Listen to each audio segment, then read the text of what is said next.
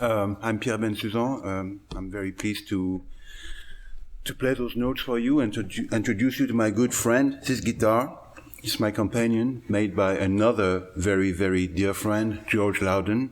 How this guitar came about was after playing a model that George and I called the Old Lady, because I played that original Lowden model since 1978, a model made out of mahogany and cedar. And after a while, it was a big jumbo guitar. I had a different position. I was playing with the guitar on my right leg, like this. So my arm was sort of really, really high.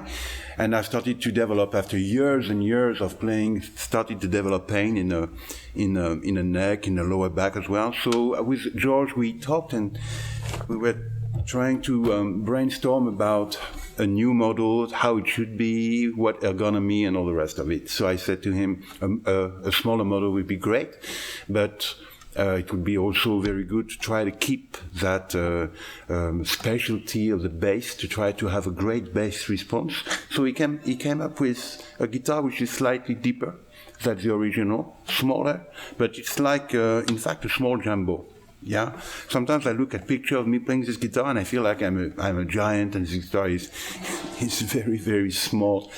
But in fact, it has a lot of sound, as you've just heard. And of course, you've heard it with my equipment and electroacoustic. I will talk to you a little bit later about what makes the specialty of the electroacoustic sound of that guitar. The pickup is essential, in fact. But just to sum up the guitar again, this guitar took about a couple of years for the sound to break in.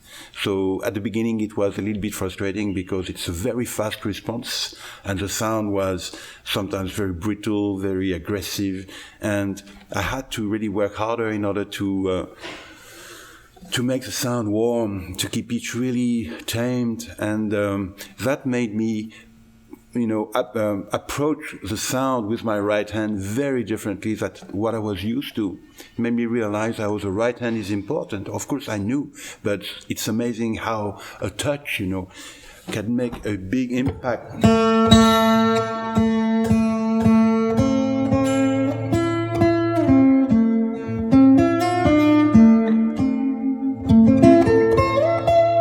So in fact, I had to sort of go towards the guitar to try to meet that instrument where it was at, and not say, okay, this is the way it's going to be, and I'm going to be happy with that. I had to really work harder. That made me, I think, evolve in a good way, in a good sense. And after 2 years of playing a lot, the guitar started to really warm up. The treble started to be really distinctive. The bass to warm. Everything started to warm. And George told me that for Adirondack top, it will take a couple of years to warm up. And so this is Adirondack top, and the back and sides are Honduran rosewood. There is a bevel there that you can see. Now, I cannot really play without a bevel. This is so ergonomic, it's so comfortable. It really cuts the angle. So it for the arm, it's much more comfortable, and there is no break in the nerves there. So it's very hard for me to play without a bevel now. What else? The neck is in maple, and this is my instrument. I don't need 22 instruments. I have this one. I had an Old Lady guitar for a long time, and I played that first guitar for 25 years without a spare guitar. I was touring with only one guitar, and I believe very much into having one instrument and make this instrument become your voice, and make it change as you wish, and not necessarily because you want a different sound, go to another guitar. In fact, it's much, I think, more interesting to try to work one instrument and make that instrument reach different colors as you will adapt your playing with it. So that was my approach, and I have now the same sort of attitude with this guitar. I really want to bring this guitar to I'm not sure where, but I know the guitar is still going to mature, it's still going to change, it's still going to give me a lot of information in the sound that I'm going to be able to work with. So that's the thing. Now, the sound of an electroacoustic guitar depends on another factor, which is a pickup. The pickup is this essential item, this essential element that is going to translate the, how can I say, the acoustic signal into an electric signal, or the electric signal back into an acoustic signal. And so I've been trying a lot of different pickups, and I was quite happy with some of them until until my friend Eric Schoenberg told me about a designer of pickup in Staten Island by the name of Rich Barbera.